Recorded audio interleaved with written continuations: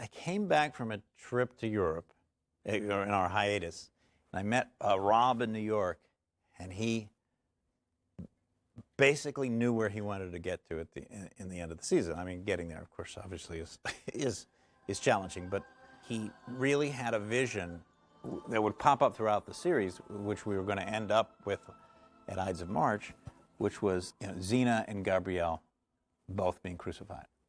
And what did it mean? And tantalize the audience with it. And it was brilliant. I mean, Rob is wonderful that way, about how he can come up with those things to interest and entice the audience. So happy to see you. I heard you were teaching in Greece. I set out to find you. As we went through it, as we explored more and more Gabrielle's journey, it became apparent that also what needed to be resolved in the Ides of March was Gabrielle's philosophical story. I made you leave the way of love. That was my fault. I had a choice. The decision to do the Caesar aspect of it and have Xena be responsible, really, in a wonderfully manipulative way for Caesar's death. Beware the Ides of March, Brutus. Why the Ides of March? Because on that day, Caesar will declare himself emperor. Was, of course, taken directly from the Xena Scrolls, where once again her place in history has been obscured by lies. So she was, in fact, responsible for Julius Caesar's assassination. And it was a pleasure to rectify that. Let's make this short and sweet.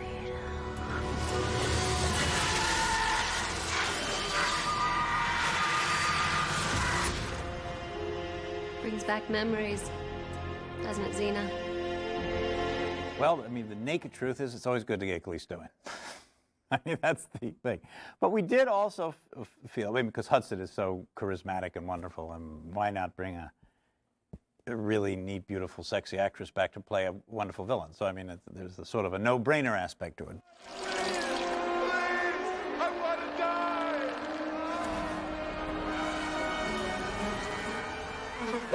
I always liked playing Callisto. I liked playing this role, actually, because when Rob called me up to ask me if I'd be willing to do this, I said yes, but one condition. I want another outfit. I want to wear something different. Who's suffering now, Callisto? The costume in hell. Well, it was supposed to be nothing. He's like, are you comfortable if we put you in nothing? I mean, we'll like make the crew very scarce, and we'll cover the things that need to be covered, but we want it to look as naked as possible. And the way I'm like, yeah, sure. Be naked, I don't care. The bikini from hell. And it wasn't like a horrible bikini. It was just a little bits of cloth. I told him your desire. You mean he's going to let me go back? There was also, I felt, and I know Rob felt, that there was some unresolved issues with Callisto. And that haunting issue that had bothered me from day one when I invented Callisto, which was, why does Xena get off so easily? She was a war criminal, and now she's got a hit TV series. Right, she cooks my family, destroys my life, and I end up in hell while she gets another shot. I frequently talk about the tools that the editor has in his little bag of tricks, and the primary one being cutting and pacing, how quickly or how slowly we let something play. I've already indicated many times that when you want to generate intensity and energy, you cut very, very quickly, and action sequences almost always tend to be cut that way because we want them driving and dynamic. In a situation where Xena and Gabrielle are trying to escape from the jail and battle their way out of the fortress with Eli and his followers, we cut these things very, very quickly. There's action here, there's action there, there's action all over. And then there's a single defining moment in that sequence wherein Callisto, who's up on the ledge watching all of this, who's getting very upset about the fact that Xena may thwart her plans, decides to throw the chakram, which then goes very quickly into the courtyard, hits a back wall, comes forward, and hits Xena in the back, thereby breaking it.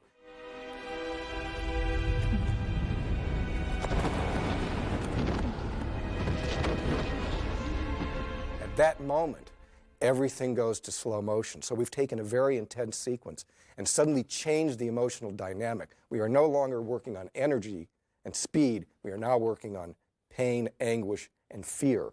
And to get those emotions across, we go into slow motion with almost every piece of that sequence. There are even pieces that were shot in slow motion that were slowed down even further in the editing room. But what we do by this is suddenly something that was basically an action-oriented sequence now has an emotional heart, which is quite brutal.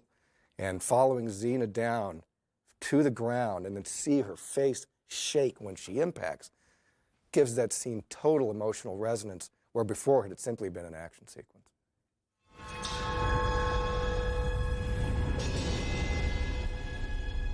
Why did the chakram break in two when it hit Xena? Part of that was a vision that Rob had about the next season of putting it back together and stuff and having an episode of doing that.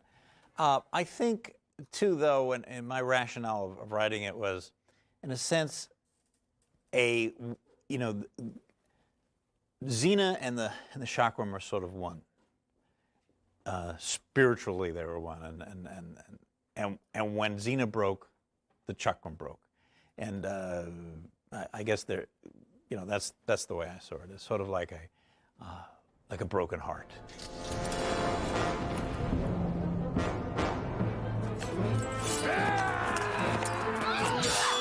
When Gabrielle picks up Xena's sword, that is, of course, the end of her deliberating on whether violence is an appropriate alternative.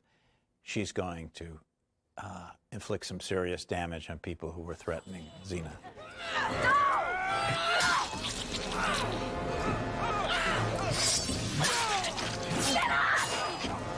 I can't, Gabrielle. We'd all fall in love with Gabrielle, her doing soft and tender things. And so to see her in such a violent rage was exciting. And in a weird way, satisfying, too. Particularly after we did the pacifist thing the whole season. I loved that. That was one of the things where dailies, I was just so excited. So you get, after a certain amount of years, you get a little numb to dailies, but that was an exciting day watching Renee kick butt.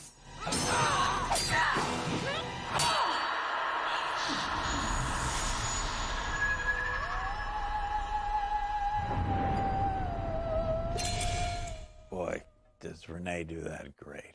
That's just great acting. When you watch her, just this great scene. And it was such a nice completion of what we were building up for the entire season. It's not uncommon for me to refer to how pacing or cutting affects the drama or excitement of a scene. If you want to build excitement, if you want to build energy, you tend to make your cuts very, very quickly. You'll cut from one image to the next very, very fast and make those time beats very quick.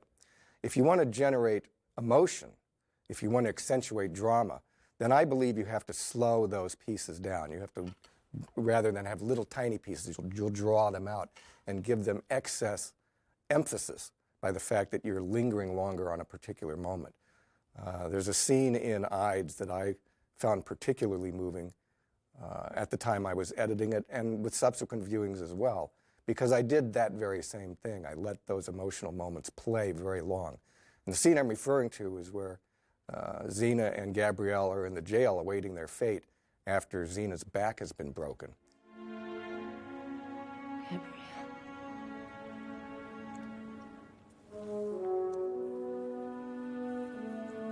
Xena. And if you notice, the opening shot of that scene is on Xena's face, and she's obviously in a lot of pain. She's obviously suffering, and she doesn't quite know where she is yet until she moves her eyes and eventually sees Gabrielle. And it's a particularly poignant moment in the sense that we stay on the actor for so long, we get her pain, we get her misery, and we do that by staying on her and reading the emotion in her face. Now, thank God Lucy Lawless brought a great performance to that moment, which allows us to see that. But it's by staying on her and letting us see it that helps the moment gather impact. Then we cut back to Gabrielle, and the scene plays out between the two of them. But if you contrast the action sequence that preceded that, which is the big fight in the courtyard, it's plainly obvious to see how the editing rhythms change our response to the performance and how we interpret the emotions.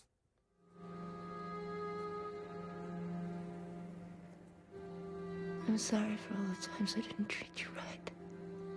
When I wrote the prison scene, I had a feeling, or I had the desire to want these two characters who had been together and said kind of loyal, friendly things to each other for 4 years, just to pour their guts out.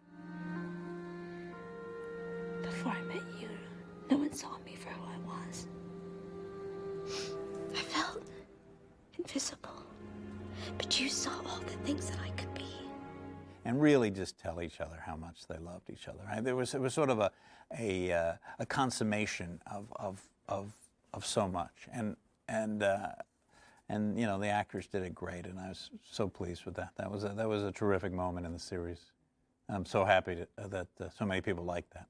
That's one of the episodes that I like and the audience likes, and that's a wonderful matchup.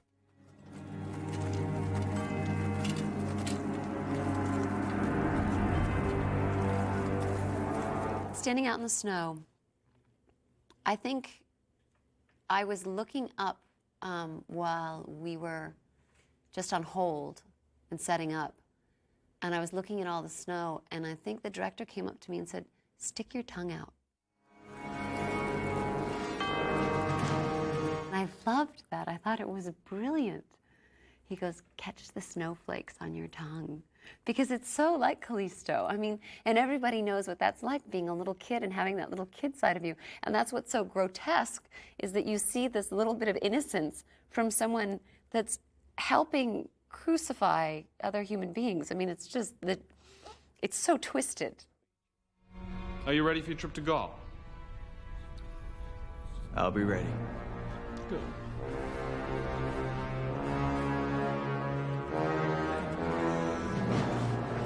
I believe that Ides of March was perhaps one of the most powerful Xena episodes we ever did.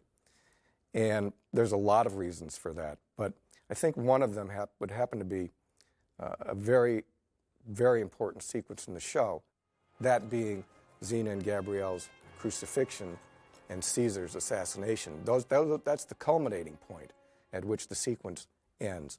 But prior to that, we keep cross-cutting back and forth, showing these two parallel events. People who understand history know that Caesar is going to be assassinated in the Roman court. And I must supply the leadership so desperately needed.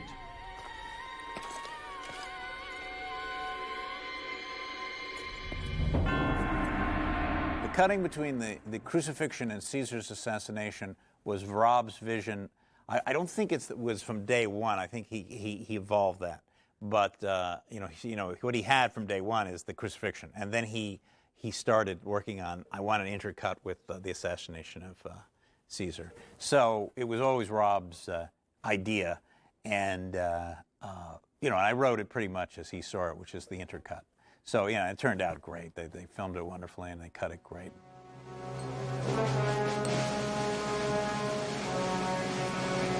On this day, the 15th of March, I declare myself. If you watch very carefully in that sequence, you will notice that when Caesar gets stabbed, Xena reacts. And when the hammer hits the nail, Caesar reacts. And so it's all even more cross-cut in that Xena and Caesar's lives are so inextricably tied together that they're almost experiencing each other's pain, which I think brings an overall emotional impact to what essentially is a brutal and gory murder.